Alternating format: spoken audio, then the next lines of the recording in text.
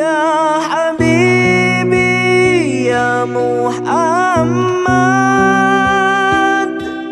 ya arusal khamsun min haqqil muslimi alal muslim raddut tahiyyati wa ijabatu da'wati wa syuhudul jinazati wa iyadul maridi wa tashmitul aatisi idha hamidallah.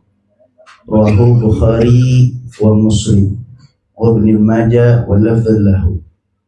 Bismillah walhamdulillah wassalatu wassalam ala Rasulillah Sayyidina Muhammad ibn Abdullah wa ala alihi wa sahbihi wa man wala. Wala hawla wala quwwata illa billah. Subhanaka la ilma lana illa ma 'allamtana innaka antal alimul hakim. Rabbi shrah li sadri wa yassir li amri wa hlul 'uqdatam min lisani yafqahu qawli. Amma ba'd. Alhamdulillah, bersyukur kepada Allah Subhanahu wa taala atas nikmat karunia anugerah taufik di malam hari ini, di malam Jumat kita berkumpul di majlis Lailatul Jum'ah. Dan insyaallah mudah-mudahan di malam hari ini Allah cucurkan keberkahan kepada kita semua dan memberikan kita istiqamah di jalan Allah Subhanahu wa taala. Dan malam hari ini adalah malam pertama di bulan Rabiul Awal, bulan kelahiran junjungan kita Nabi besar Muhammad sallallahu alaihi wasallam. Mudah-mudahan di Rabiul Awal ini Allah berikan, Allah tambahkan kecintaan kita kepada Nabi Muhammad sallallahu alaihi wasallam. Allah berikan kepada kita keberkahan, kemuliaan, dan kelak nanti kita semua mendapatkan syafaatul uzma dari Nabi Muhammad sallallahu alaihi wasallam. Amin ya rabbal alamin. Melanjutkan ta'lim kita di dalam kitab Mukhtarul Hadits Syarif karangan guru mulia Habib Umar bin Muhammad bin Salim al-Hafidh bin Syarif bin Salim, di hadis yang ke-17 berkata Nabi besar Muhammad sallallahu alaihi wasallam, khamsun min haqqil muslimi 'alal muslim. Ada 5 dari haknya muslim kepada muslim yang lainnya. Yang pertama raddut tahiyyah. Yang pertama menjawab salam. Yang kedua ijabatud da'wah, memenuhi undangan. Yang ketiga syuhudul jenazah, yaitu menyaksikan jenazah. Yang keempat iyadatul marid, yaitu menziarahi orang sakit. Yang kelima wa tashmitul atisi idza hamidallah, yaitu mengucap, mendoakan bagi orang yang bersin ketika mengucap daripada alhamdulillah. Ini riwayat daripada Imam Bukhari dan Muslim dari Ibnu Majah dalam lafaz, dalam ucapan yang sama. Mari kita pahami atau kita kaji di dalam penjelasan hadis ini. Nabi Shallallahu Alaihi Wasallam dalam hadis ini menyampaikan ada 5 hal yang menjadi haknya muslim kepada muslim yang lain. Artinya muslim kepada muslim yang lain atau saudara kita sesama muslim memiliki hak kepada kita, memiliki hak kepada kita. Artinya kalau haknya muslim kepada kita, berarti kewajiban kita kepada muslim yang lain, karena perkara daripada hak tersebut. Hak muslim ala muslim kathiratun. Haknya muslim kepada sesama muslim itu sebenarnya memiliki hak yang banyak. Tapi di sini di dalam hadis ini Nabi Shallallahu Alaihi Wasallam menyebutkan 5 daripada hak muslim sesama muslim. 5 saja yang disebutkan, karena dari 5 hal ini adalah perkara-perkara yang sering terjadi di dalam keseharian kita, yang sering terjadi di dalam kehidupan kita, dan bahkan bisa dalam satu hari pasti salah satunya juga akan kita temukan. Nah, maka Nabi SAW menyampaikan 5 hal ini yang memang sering terjadi di dalam kehidupan kita dan menjadi kewajiban kita di dalam memenuhi haknya muslim terhadap diri kita. Yang pertama, raddut tahiyyah. Yang pertama adalah menjawab salam. Menjawab salam ya, dalam syariat Nabi Muhammad SAW ya, mengucap salam itu hukumnya sunnah. Ya, mengucap salam itu sunnah. Karena Nabi yang SAW yang mengajari kita afsus salam. Sebarkan salam.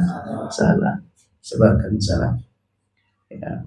Tapi di saat salam itu sudah tersebarkan atau seseorang muslim menyampaikan salam, maka bagi orang yang menerima daripada salam dari muslim yang lainnya atau muslim yang menyampaikan salam terhadap kita, maka hukum bagi kita di dalam menjawab salam tersebut adalah fardu ain fi haqqil fard. Ya. Dalam setiap orang, seseorang itu menjawab salam itu hukumnya wajib. Akan terjadi, bisa terjadi juga menjawab salam itu fardu kifayah. Apabila salam itu disampaikan kepada jamaah, kepada orang yang banyak, ya, seperti saya nih, ketika kita mengucap assalamualaikum, ya, maka hukum di dalam menjawab salam saya ini karena saya menyampaikan kepada seluruh jamaah, hukumnya adalah fardu kifayah. Apa makna dari fardu kifayah? Fardu kifayah adalah apabila salah satu daripada seorang muslim ya telah menunaikan daripada kewajiban untuk menjawab salam, maka gugur bagi yang lain di dalam menjawab salam tersebut. Seperti halnya di dalam sholat jenazah. Sholat jenazah seperti itu juga. Ketika ada jenazah, kalau sudah ada seorang muslim ya yang melakukan sholat jenazah kepada mayit yang ada, jenazah yang ada yang hadir, maka gugur bagi yang lainnya untuk menunaikan untuk sholat jenazah. Dan hukum bagi yang lain itu fardu kifayah. Ya, fardu kifayah itu bukan artinya tidak memiliki pahala, akan tapi memiliki pahala juga. Bahkan pahalanya luar biasa. Ya, pahalanya luar biasa. Seperti sholat jenazah, Nabi SAW pahalanya orang yang mensolati jenazah seperti gunung Uhud pahalanya. Ya, sebanyak gunung Uhud.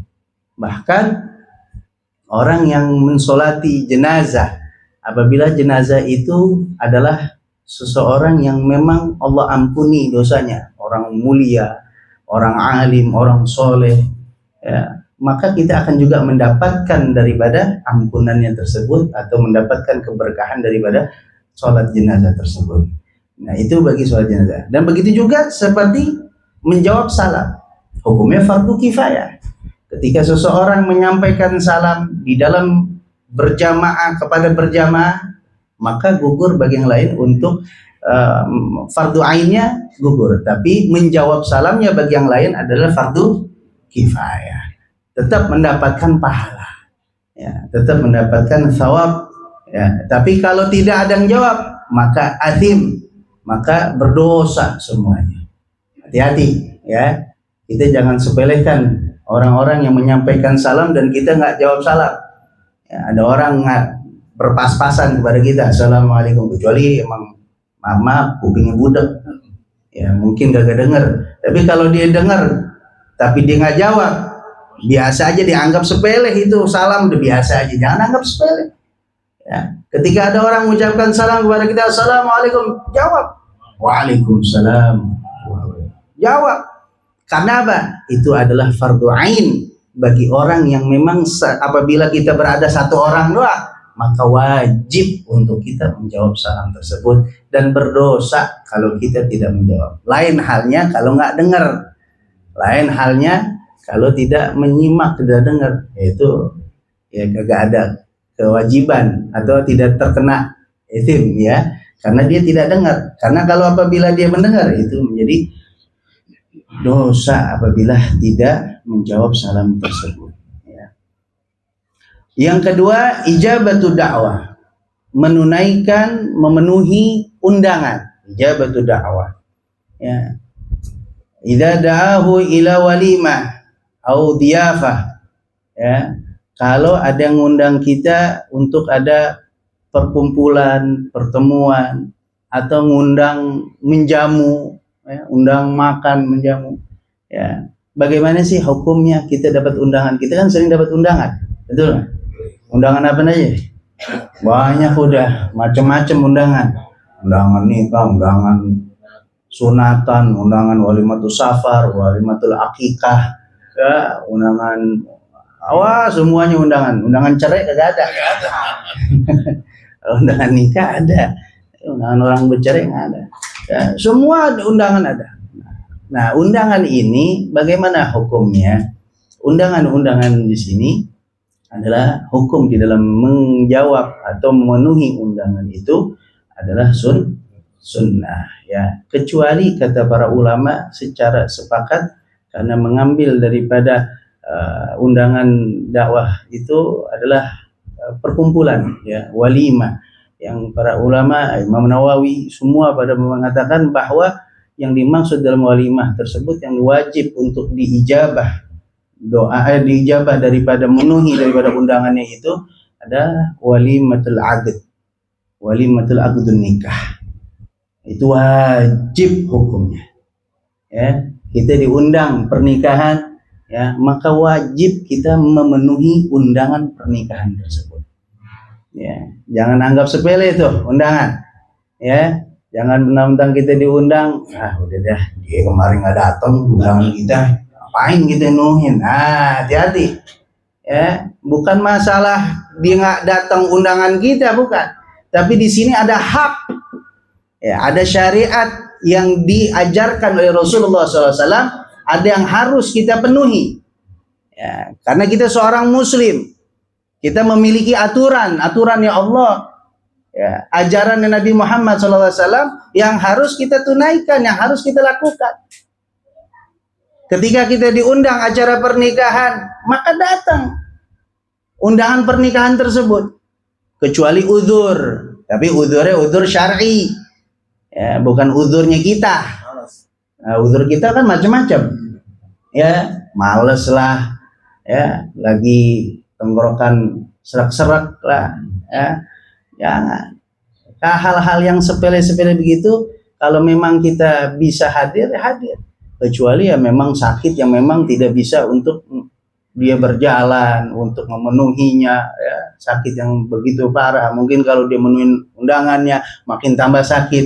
Nah, itu mesti di dalam uzur, ya, atau kita berada di luar kota, ya, atau kita berada di luar kota, maka ya bisa dikatakan kita uzur daripada untuk memenuhi undangan tersebut. Tapi hukum di dalam memenuhi undangan akdun nikah, ya, maka wajib. Di sini dikatakan, ya, qul walimatud da'i ilaihal muslim min gibalil akhil muslim sunnallahu talbiyatu wal ijabah.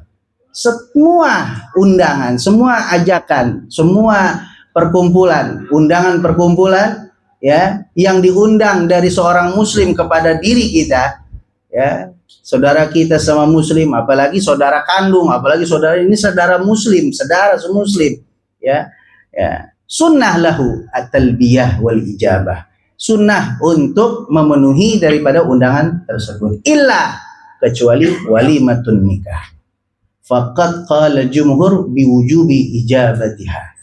Maka sepakat seluruh para ulama mewajibkan di dalam menunaikan undangan pernikahan, ya, bukan resepsi nih, resepsi lain lagi, itu undangan makan kalau resepsi, tapi undangan menikah, hadir di dalam acara pernikahan, ya, maka wajib untuk kita memenuhinya di dalam undangan tersebut, ya.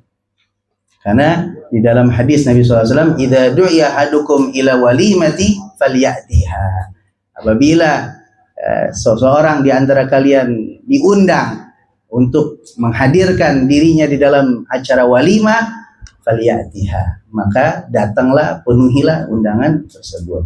Bahkan hati-hati, ini pernikahan ini sangat sakral, hadirin.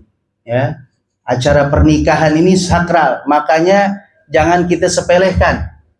Ya, acara pernikahan ini benar-benar harus benar-benar pakai syariat. Maaf, kadang-kadang acara pernikahan udah akhirnya yang dipakai adat. Ya, adat itu harus ngikutin syariat, bukan syariat ikutin adat. Perhatikan nih, beda antara adat. Adat kita hormatin selama adat itu tidak bertentangan dengan syariat. Nah, kalau syariat harus lebih diutamakan. Karena apa? Ini adalah perkara daripada ibadah yang sakral. Pernikahan cuman ada akad, ada sighah, ada ucapan ijab qabul di dalam pernikahan. Saya terima nikahnya yang tadinya haram untuk bersatu, akhirnya karena ada ijab dan qabul antara pengantin dan walinya, maka Allah membolehkan, menghalalkan dua insan yaitu laki-laki dan perempuan untuk bisa bersama. Itu sangat luar biasa. Makanya jangan kita sepelekan. Ya, apalagi maaf, minta maaf ya. Kayak tadi saya katakan bahwa acara pernikahan ini sakral. Jangan kita satukan. Belum acara pernikahan, laki perempuan yang pernikahannya, pengantin perempuan udah ada di sebelah lakinya, dikerudungin lagi. Ya. Dikerudungin lagi. Nah, ini kan belum ada sah, belum ada ijab kabulnya. Ya, ini perkara syariat, bukan perkara kita ngikutin ini dia dulu begini, dia dulu. Bukan dia dulu begini. Ini bukan masalah dulu. Yang paling dulu adalah syariat. Kita ini hambanya Allah. Kitanya umat Nabi Muhammad. Anda kalau pengen dapat keberkahan dalam pernikahan, Anda kalau ingin pernikahan Anda diberkahi, dirahmati oleh Allah, maka gunakanlah syariatnya Nabi Muhammad SAW. Pisahkan dulu pengantin perempuannya, taruh di belakang dulu, hadapin dulu. Yang perlu kan lakinya untuk ijab kabul, bukan perempuannya. Perempuannya kagak dikeluarin juga apa-apa sebenarnya. Ya, nggak dikeluarin, sampai nanti biar lakinya aja yang lihat, nggak apa-apa sebenarnya. Ya, nggak apa-apa. Tapi ya udah, kita akad nikah ya laki-laki aja. Dan dipisahkan tuh. Ya, yang tamu hadirnya itu dipisahkan perempuan sama laki. Jangan berantakan tuh, laki cuma perempuan campur aduk. Wah. Apalagi kalau udah saya terima nikahnya fulan bin fulan. Dengan maskan apa? Adat mana ini dipakai? Ini syariat. Ya, ini ibadah yang sakral. Ya, bahkan di saat ijab dan qabul tersebut, malaikat turun hadir menyaksikan daripada persepsi daripada pernikahan tersebut. Malaikat hadir. Bahkan di saat itu dikatakan para ulama, doa yang diijabah, doa ijabah itu di saat akad nikah. Karena malaikat semua menyaksikan daripada proses pernikahan. Nah, berdoa di situ, alhamdulillah. Doain barakallahu. Ya, itu begitu. Doa. Nah, makanya semua perkara tentang pernikahan ini sangat sakral. Bahkan makanan yang ada di pernikahan itu sakral juga. Nabi SAW mengatakan syarrut ta'ami ta'amul walimah yumna'uha man ya'tiha wa yud'a ilaiha man ya'baha wa man lam yajib da'wata faqad asallahu wa rasulah. Dan Nabi SAW, seburuk-buruknya makanan adalah makanan pernikahan. Seburuknya, jangan ada bercanda. Perhatiin nih. Ya, seburuk-buruknya makanan adalah makanan yang ada di dalam pernikahan. Kenapa? Karena makanan tersebut dilarang bagi orang yang tidak diundang. Orang kalau nggak diundang haram makan makanan itu pernikahan. Hati-hati, jangan bawa nih, bodoh ikut aja, ikut aja. Iya kan kita minta ridho dulu, minta izin dulu nih, saya bawa nih teman saya nih. Oh iya nggak apa-apa. Nah itu nggak apa-apa. Ya. Tuh syarrut ta'am, seburuk-buruknya makanan adalah ya, mencegah, melarang siapa yang makan tanpa dengan ada undangan, dan tidak dan mengajak ya kepada undangan tersebut ya bagi orang yang memang diundang. Maka siapa yang tidak memenuhi undangan makanan tersebut, kata Nabi SAW, faqad asallaha wa rasulah, berarti dia telah bermaksiat, berdosa, melakukan maksiat kepada Allah dan Rasulnya. Tuh, urusan pernikahan makannya aja sakral. Ya, jadi jangan sembarangan. Ya, jangan kita melanggar daripada syariat. Maka sungguh pernikahan itu suatu hal yang begitu luar biasa. Makanya kalau kita pengen mendapatkan keberkahan dalam pernikahan, maka gunakanlah daripada adab, daripada akhlak ataupun cara yang diajarkan oleh Nabi Muhammad SAW. Ini saya ringkas aja nih. Kalau banyak sampai subuh nih. Ya, yang ketiga wa iyadatul marid. Ya, yang tiga menziarahi, menengok orang yang sakit. Ya. Ya, itu adalah bagian daripada sunnah. Kalau ada orang sakit, kita ziarahin, kita tengok. Ya. Mau kita kenal nggak kenal, ya maka penuhi. Amma iyadatul marid fa sunnah bil ijma'. Ya, menziarahi orang sakit sunnah secara kesepakatan seluruh ulama. Sawa'an fihi man ya'rifahu wa man lam ya'rifahu. Mau dia kenal nggak kenal, namanya saudara muslim, kita tengokin. Mentang-mentang tetangga, gua kenal sama dia. Ya, orang baru gua kenal. Tapi dia muslim, maka Anda tengokin. Ya. Tengokin orang yang sedang sakit, ya. Mau yang dekat, ya apalagi yang dekat, ada hubungan saudara, maka lebih ditekankan, ya. Nah, itu menziarahi orang sakit. Ziarah orang sakit juga pakai adab, hadirin, ya. Jangan ziarah orang sakit, ya. Kita sembarangan, ya tangan kosong mah nggak terlalu nian dah. Pokoknya datang kepada orang sakit itu adalah menghibur dia. Ya, jangan membuat dia jadi kepikiran. Sakit apa lo? Wah, ini tetangga lu mati sakit itu. Sama lah, lu mati baru kemarin, nyakitnya sama nih kayak lu nih. Wah, bukannya makin sembuh makin sakit tuh orang. Jangan. Ketemu orang yang sakit itu udah tenang, baik, sembuh, senengin, girangin, kuatin hatinya. Udah sehat, sembuh, insyaallah akan sembuh, doain. Ya. Nasallallahu al-azim rabbil arsyil azim ayashfik. Itu diajarkan. As'alallahul azim rabbil arsyil azim ayashfik. Baca 7 kali diulang. As'alallahul azim rabbil arsyil azim ayashfik. As'alallahul azim rabbil arsyil azim ayashfik. As'alallahul azim rabbil arsyil azim ayashfik. Diulang 7 kali, doain. Ya, habis itu udah tuhur, insyaallah bersih dari dosa. Udah nih Allah ampunin dosa inti. Sabar aja, kuat, insyaallah Allah akan angkat derajat inti. Senang kan, orang enak tuh. Orang sakit itu butuh imun yang kuat. Ya, dari apa? Dari hal yang semacam itu, omongan orang, omong yang kita sampaikan. Ya. Kalau kita memang orang yang memang dicari, yang emang dia demen, ini yang sakit demen yang begitu nih. Wah, seger nih kalau ada dia nih, demen nih, seger nih. Ya lamaan dikit dah. Ya, kalau dia memang lagi kagak enak, nemuin tamu, wah makin kagak enak. Jangan lama-lama. Ini makanannya orang sakit diambil. Makanan banyak nih. Lu mah orang sakit nggak boleh makan banyak-banyak. Dimakanin, yang makan yang tamunya. Jangan, ya. Udah jangan lama-lama dah. Yang penting temu bakal sehat, dah insyaallah sehat, baik, udah. Doain sehat, afiat. Udah keluar. Kalau emang itu jangan pulang dulu dah. Gue pengen ditemenin sama lu. Nah, temenin dah.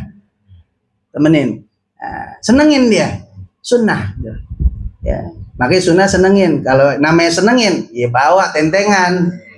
Jangan nyenengin, kagak bawa tentengan, makin empet tuh orang. Yang sakit nggak bawa apa-apaan orang. Ya, senengin dia. Apa yang disenengin bawain, biar dikira. Yaitu sunnah ya, itu adab di dalam ziarah orang sakit. Nah, terus itu udah berapa tuh? 3. Yang keempat, syuhudul jenazah belum nih, syuhudul jenazah. Nah, syuhudul jenazah. Syuhudul jenazah adanya menghadirkan diri dia di dalam jenazah. Ya, ada jenazah. Makna hudur shalah 'alaiha. Ya, yaitu hadir di dalam salat, ya, salat jenazah. Wa fi'liha wa tiba'iha, nganterin ngiringin jenazah ila dafan afdal. Ya, sampai ente nganterin sampai ke jenazah, sampai ke kuburan lebih afdal. Ya, itu anterin jenazah afdal. Ya. Nah, ini juga ada adabnya hadirin, ya, dalam nganterin jenazah. Ya, nganterin jenazah, ya, yang harus nganterin cuman laki-laki, jangan perempuan. Perempuan mau ngapain ngikut-ngikut? Ya, kenapa sih perempuan kagak boleh? Perempuan tuh hatinya kecil.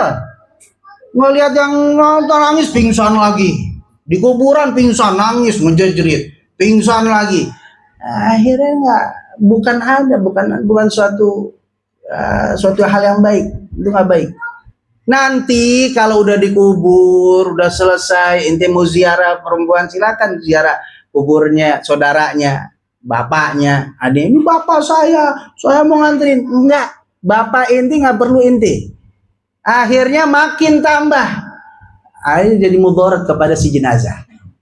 Ya, kalau nangis-nangis begitu bukan baik buat jenazah, bahkan menjadi suatu beban nanti anaknya. Misalnya anaknya yang nangis, orang tuanya jadi beban. Ya, bukan jadi rahmat bagi si jenazah, tapi akan menjadi mudarat bagi si jenazah tersebut. Nah, yang harus nganterin laki-laki. Nganterin dengan tasbih, subhanallah, alhamdulillah, nganterin di depan, jangan di belakang. Namanya nganter, ya, ngiringin, ya itu di depan, nganterin di depan. Ya, nganterin jenazah sampai ke kuburan. Ya, sampai di kuburan doain. Ya, didoakan. Ya, daripada sunnah ya. Wa amma ittiba'il janaiz fa sunnah bil ijma'i. Ya, kata Imam Nawawi bahwa mengiringin jenazah, mengantar jenazah juga sunnah, ya, bil ijma', ya. Sawa'an fihi ma ya'rifuhu wa gharibahu wa ghairuhuma. Mau yang dikenal nggak dikenal. Ya, makanya sunnah tuh ya. Sunnah antum nih kalau lihat di dalam nih sambilan sunnah juga, kalau kita kan suka kalau di jalanan ada ambulan tuh. Nah, ambulannya sunnah bagi kita berhenti. Karena Pak menghormati jenazah, memuliakan jenazah, menghormati jenazah, ya, memberikan jalan, menghormati jenazah jalan. Ya. Cuma kadang-kadang emang gak ada adabnya juga, emang tapi tendanglah mobil, dipukul mobil, ya bukan adab namanya itu.